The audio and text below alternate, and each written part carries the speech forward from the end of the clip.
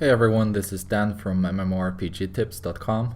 This is yet another video for the Ultimate WoW Gold Guide that you can find on MMORPGtips.com. Today we are in Uldaman, hoping to get some good loot.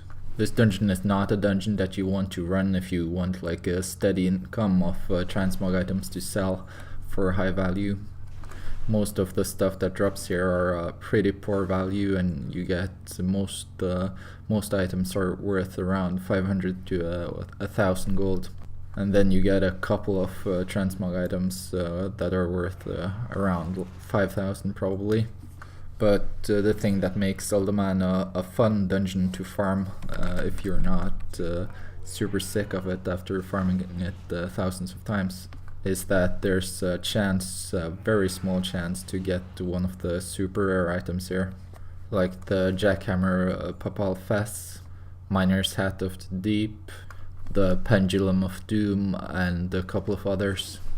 Getting these items is almost more gambling than gold farming, where you gamble away your time and for the chance of maybe getting one of these super rare items if you spend a lot of time in here, and you still might not get them. So now we're gonna just speed things up a bit and look at the rest of the route I'm taking. There are a couple of chest spawns in here. The first one is right here, and then the next one is right over here in this room. As I have high movement speed on this character, I can do a run in a bit less than 6 minutes.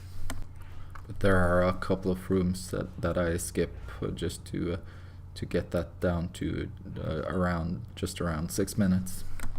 If you're serious about farming, then you should probably try to make a character that's built for speed. When you get to this room, you can go ahead and make a group in the group finder and then leave the group, which will leave you a minute to finish the dungeon, which should be more than enough time to kill the last boss and grab the chest in the last room. The chest can contain up to 3 green items, so it's well worth it to finish up the dungeon and grab the chest. After that, you get ported to right outside the dungeon, so it's easy to just reset and head back in again. So if we take a quick look at Loot Appraiser, we can see that we hit just around 100k for the hour, which isn't bad, but it's not as good as quite a few other dungeons. But since this is a very RNG heavy dungeon, it could have been a lot worse, and it could have been a lot better if I had gotten one of the rare items. Now I have been getting a lot of these transmog doesn't sell comments that a lot of people get on gold farming videos, and I just wanted to say that transmog do sell, but you have to be dedicated to gold farming. You have to do a lot of cancel scans, you have to have a lot of items, but if you do that, you can sell for hundreds of thousands a week. If you still don't believe me, you should go check out Want to Buy Gold's latest video named Transmog Doesn't Sell, where he explains a lot of this stuff. I'm also gonna make a how-to video on how to actually sell transmog to explain it a little better in detail. And also I'm probably gonna start posting videos of me collecting gold from sold transmog auctions, just to prove to people that transmog actually do sell. Before we finish this video, let's just have a very quick look at TSM as well.